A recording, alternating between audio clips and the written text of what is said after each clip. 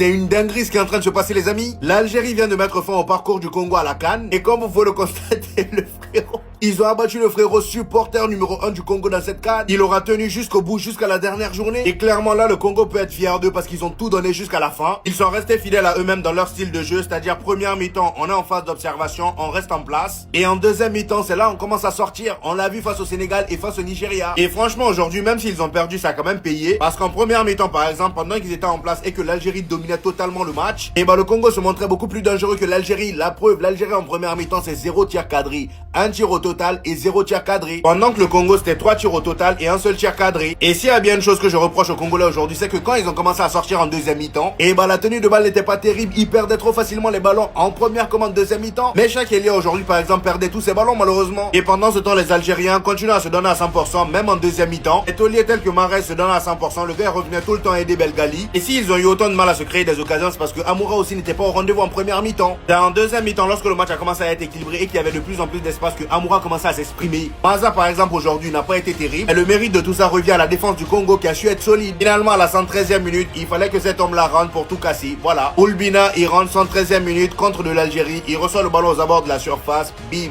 but. Et par la même occasion, il prend le trophée d'homme du match. À la 113e minute, il est rentré.